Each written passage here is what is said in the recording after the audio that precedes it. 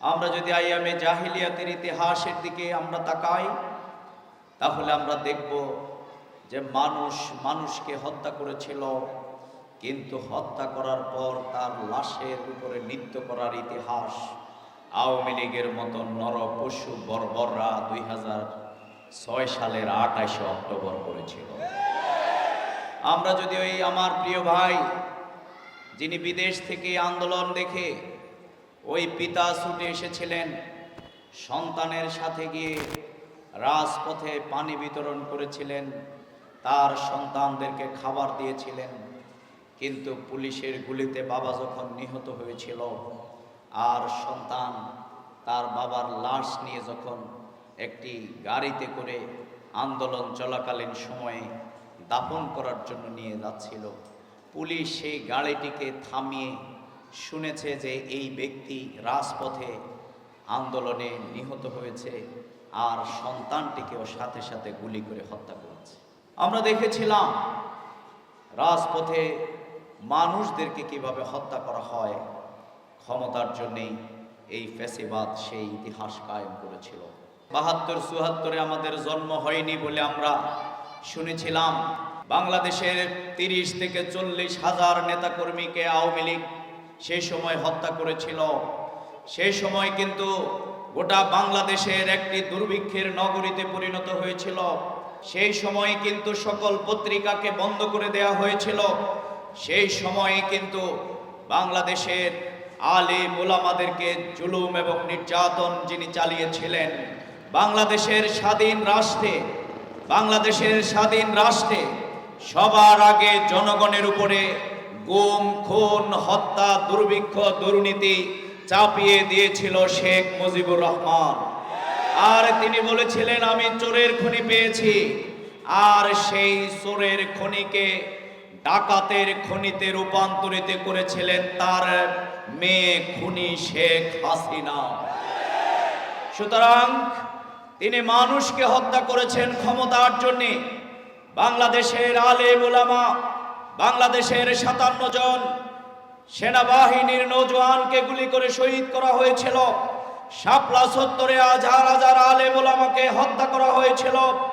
বাংলাদেশের দুর্নীতি মুক্ত করবার জন্য যারা সংগ্রাম করেছিলেন, মন্ত্রিত্ব পরিচালনা করেছিলেন, আমাদের শহীদ সেই প্রিয় নেতা আলী হাসান মোহাম্মদ মুজাহিদ, শহীদ মাওলানা মতিউর রহমান নিজামী, অধ্যাপক গোলাম আজম, কামরুজ্জামান, মীর কাসেম আলী, তাদেরকে অত্যন্ত নির্মমভাবে তারা হত্যা করেছিল।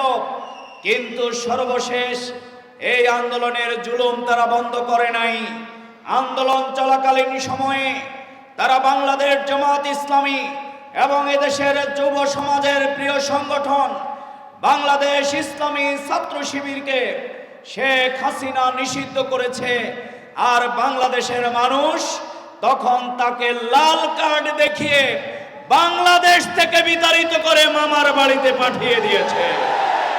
সুতরাং শুনে রাখুন, এদেশের ইসলামের শিকড় অনেক গভীরে প্রথিত। এদেশের আলেম ওলামারা সম্মানের পাত্র।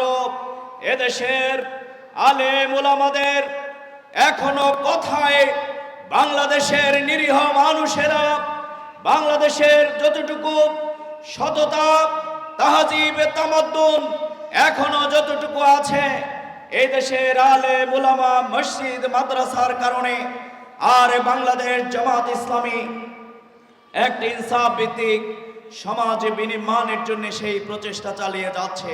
এই সমাজকে যদি দুর্নীতি মুক্ত করতে হয়, শোষণ মুক্ত করতে হয়, চাঁদাবাজি মুক্ত সমাজ গড়তে হয়, যুব সমাজকে যদি নৈতিক চেতনায় ইউসুফ আলাইহিস সালামের মতো যুবক হিসাবে তৈরি করতে হয়, ইমানের দিক থেকে ইব্রাহিম আলাইহিস সালামের অনুসারী যদি পেতে হয়, তাহলে আবার এই সমাজকে আল্লাহর কোরআনের আলোকে আমাদের প্রিয় নবী, unparallel personality of the world Muhammad রাসূলুল্লাহ সাল্লাল্লাহু আলাইহি সাল্লামের আদর্শ ছাড়া কখনো ইনসাফ ভিত্তিক সমাজ প্রতিষ্ঠা সম্ভব নয়। এই জন্যই দুর্নীতি মুক্ত বাংলাদেশ গড়বার স্লোগান যত দেয়া সহজ, আজকে দুর্নীতি মুক্ত মানুষ তৈরি করছে বাংলাদেশ জামাত ইসলামী এবং ইসলামী ছাত্র শিবির। সুতরাং আসুন আগামী দিনের এই বাংলাদেশকে জুলুম, নির্যাতন, শোষণ, বঞ্চনা, মানুষের উপরে মানুষের যে প্রভুত্ব, মানুষের উপরে মানুষের যে আধিপত্য, এর হাত থেকে যদি আমরা মুক্ত করতে চাই, তাহলে আমাদের প্রিয় নবী মুহাম্মদ রাসূলুল্লাহ সাল্লাল্লাহু আলাইহি সাল্লাম যে ইনসাফ কায়েম করেছিলেন, সেই রকম একটি ইনসাফ ভিত্তিক সমাজ আমরা পেতে চাই। তাহলে পরিবারতন্ত্র, জুলুমতন্ত্র, মাফিয়াতন্ত্র এবং খুনিতন্ত্রের হাত থেকে বাংলাদেশকে রক্ষা করে আল্লাহর কোরআনের আইনের ভিত্তিতে, রাসূলের আদর্শের ভিত্তিতে আজকে যদি সমাজ পরিচালিত হয়, সেই রকম একটি ইনসাফ ভিত্তিক সমাজ প্রতিষ্ঠা করা সম্ভব। কারা কারা বিশ্বাস করেন? আজকে সেই পরিকল্পনা নারীদের জন্য, শ্রমিকদের জন্য, যুবকদের জন্য, তরুণদের জন্য, ছাত্রদের জন্য, সিনিয়র সিটিজেনদের জন্য আজকে বাংলাদেশ জামাত ইসলামী সেই মানবিক, নৈতিক, উন্নত সমাজের পরিকল্পনা নিয়ে সামনের দিকে অগ্রসর হচ্ছে। আসুন সেই সমাজ বিনির্মাণের জন্য আমাদের এই দাওয়াতকে আমাদের উন্নত চরিত্রের মাধ্যমে সকল মানুষের কাছে আমরা ছড়িয়ে দেই। আমরা আমাদের এই দাওয়াতকে প্রতিটি প্রান্তে প্রান্তে, প্রতিটি ঘরে ঘরে আমরা সুমহান কোরআনের আদর্শকে আমরা পৌঁছে দেই। আমাদের উন্নত চরিত্রের মাধ্যমে আমরা এই দাওয়াত মানুষের কাছে পৌঁছানোর পাশাপাশি আমরা মানুষের জন্যে, ক্ষুধার্ত বনি আদমের জন্যে, নির্যাতিত মানুষের জন্যে, আমরা যেরকম শহীদ পরিবার, নির্যাতিত আহত পঙ্গুদের পাশে আমরা মন্দির পাহারা দিয়েছি, আমরা যেখান থেকে আমাদের নির্যাতন চালানো হয়েছিল বিগত দিনে আমিরে জামাতের নির্দেশে আমরা থানা পাহারা দিয়েছিলাম। সুতরাং আগামী দিনে আমরা বলতে চাই, বাংলাদেশ জামাত ইসলামী আমরা যেরকম চাঁদাবাজি করি না, দুর্নীতি করি না, সন্ত্রাস করি না, আগামী দিনে এই এলাকার মানুষের উপরে সেই কার্যক্রম কেউ পরিচালনা করুক, সেটি আমরা হতে দেব না। এই জন্যেই আমাদের অন্যায়ের বিরুদ্ধে এক সাগর রক্ত পাড়ি দেয়া, সেই পাওয়া গণবিপ্লবের মাধ্যমে এই বাংলাদেশে ইনসাফ ভিত্তিক সমাজ প্রতিষ্ঠার জন্য কাঁধে কাঁধ মিলিয়ে এগিয়ে যাওয়ার শপথ নেয়ার জন্য আমি সকল কর্মীদেরকে আহ্বান জানিয়ে আমার কথা এখানে শেষ করছি। আসসালামু আলাইকুম ওয়া রাহমাতুল্লাহি ওয়া বারাকাতুহু।